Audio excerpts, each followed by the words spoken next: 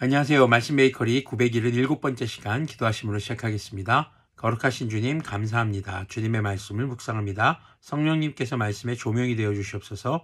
우리 주 예수 그리스도님의 이름으로 기도합니다. 아멘. 네, 오늘 보신 말씀은 시편 48편 1절에서 14절까지의 말씀입니다. 주님은 위대하시니 우리 하나님의 성에서 그의 거룩한 산에서 그지없이 찬양을 받으실 분이다. 우뚝 솟은 아름다운 봉우리 온 누리의 기쁨이로구나. 자폰산의 봉우리 같은 시온산은 위대한 왕의 도성. 하나님은 그 성의 여러 요새에서 자신이 피난처이심을 스스로 알리셨다. 3절을 보면은요, 자폰산 이라는 이름이 등장합니다. 이것은 원래 가나안 신화에서 바알이 거하는 산이었거든요. 그런데 지금 시온산이 자폰에 있다는 말은 자폰에 거하는 바알이 최고신이라는 말이 아니라 시온산에 거주하시는 하나님이 바로 최고의 하나님이라는 그런 의미를 나타내는 것입니다. 그리고 또 이 산은 위대한 왕의 도성이라고 이야기를 합니다. 위대한 왕이라는 것은요, 원래 아시리아의 왕을 일컫는 말입니다. 그런데 이 칭호를 주 하나님께 적용함으로써 아시리아가 이스라엘에게 주는 위협을 완전히 그냥 없애버리는 거죠. 그들보다 아시리아의 왕보다 더 크신 하나님이라는 것을 강조하는 것입니다. 그런 하나님이 바로 자신이 스스로 모든 믿는 자들, 주님의 자녀들의 피난처이심을 알리시는 것이죠. 4절을 보면요, 보아라, 이방 왕들이 함께 모여 맹렬히 쳐들어왔다가 시온산을 보자마자 넋을 잃고 혼비백산하여 도망쳤다. 거기에서 그들이 큰 두려움에 사로잡혔으니 고통당하는 그들의 모습이 해산하는 여인과 같고 동풍에 파산되는 다시스의 배와 같았다. 우리가 들은 바 그대로 우리 만군의 주님께서 계신 성, 우리 하나님의 성에서 보았다. 하나님께서 이 성을 영원히 견고하게 하신다.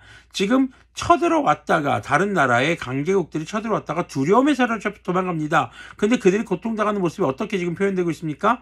해산하는 여인과 같았다. 당시에 해산하는 여인의 고통은요, 아주 강한 고통, 정말 사람이 느끼는 가장 최고의 고통을 표현할 때 쓰는 표현이었습니다. 또 다시스의 배, 이 다시스의 배라는 것은요, 당시 페키니아 사람들의 스페인의 다시스까지 무역을 항해하던 선단입니다. 다시스의 배들이. 그 당시에 파괴할 수 없는 가장 강력한 배를 상징하는 이름이기도 했죠. 그만큼 강한 배였고 아주 튼튼하고 견고한 그런 선단이었는데, 이런 선단이 그냥 다 파산돼 버리는, 부서져 버리는 그런 모습과 같다라는 것입니다. 하나님께서는 바로 하나님이 계신 성 시온성, 하나님이 계신 곳을 더욱더 견고하게 하시고 또 그 시온성을, 하나님이 계신 곳을 공격하는 자들을 모두 다 두려움에 떨게 하시고 그들을 흩어버리시는 그런 하나님이신 것을 이야기하고 있는 것이죠. 자, 지금 시편 말씀을 들어와서 우리가 계속 피난처가 되시고 또 우리에게 힘이 되시고 우리를 구원해 주시는 하나님에 대해서 계속 묵상을 나누고 있습니다. 자, 그런 모습이 오늘 말씀에서 여전히 이어가고 있습니다. 9절 계속 보면요, 하나님의 성전 안에서 우리가 하나님의 한결같은 사랑을 되새겨 보았습니다. 하나님, 주님의 명성에 어울리게 주님을 찬양하는 소리도 땅끝까지 퍼졌습니다. 하나님의 오른손에는 구원의 선물이 가득 차 있습니다. 주님의 구원의 능력으로 시온산이 즐거워하고 유다의 딸들이 기뻐서 외칩니다. 자, 주님을 찬양하는 소리가 땅끝까지 퍼집니다. 이것은요, 주님의 이름이 땅끝까지 퍼진 것을 의미합니다. 자, 그리고 주님의 한결같은 사랑을 되새겨보는 것, 그 한결같은 사랑을 되새겨보고 주님의 사랑에 걸맞는 바로 그런 삶을 사는 것, 바로 하나님의 말씀을 묵상하는 것이 바로 이 9절에서 말씀하고 있는 모습인 것을 기억해 봐야 할 것입니다. 12절 계속 보면요, 너희는 시온성을 돌면서 그 성을 둘러보고 그 망대를 세어보아라. 너희는 그 성벽을 자세히 보고 그 궁궐을 찾아가 살펴보고 그 영광을 전해주어라. 하나님께서 영원토록 우리의 하나님이시니 영원토록 우리를 인도하여 주신다 하여라. 그 성읍을 보고 하나님을 증거하라는 것입니다. 자, 그럼 오늘날 교회는 무엇을 보고, 바로 우리가 하나님을 의지하는 모습, 하나님께서 우리를 어떻게 도우셨는가를 자랑하고 드러내는 모습, 이것이 곧 하나님을 찬양하는 것이거든요. 자, 그런 것을 통해서 우리를 인도해 주시고 우리의 피난처가 되시는 주님을 우리는 경험을 통해 증거하는 것입니다.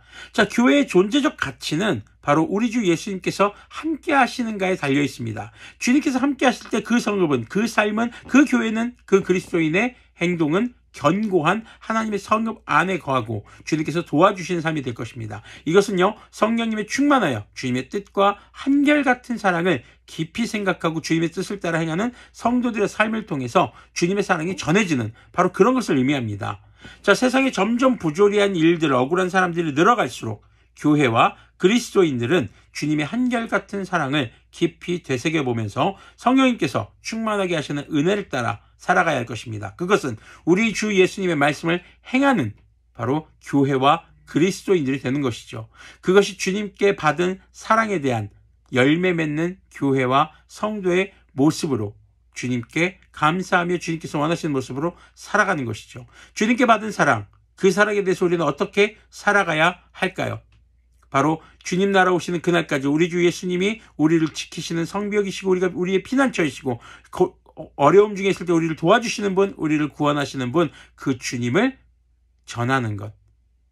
그것이 우리가 주님의 사랑을 깊이 다시 한번 생각해보는 우리의 태도일 것입니다. 함께 기도하겠습니다. 거룩하신 주님 감사합니다. 주님께서 생명을 주시기까지 우리를 사랑하여 주신 그 사랑을 기억해 봅니다.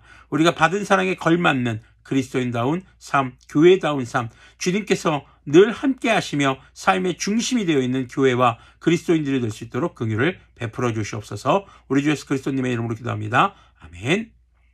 네, 오늘도 주님께 받은 사랑을 다시 한번 깊이 생각해 보며 주님의 자녀다운, 그리스도인다운, 교회다운 그런 우리들이 되기를 소망합니다.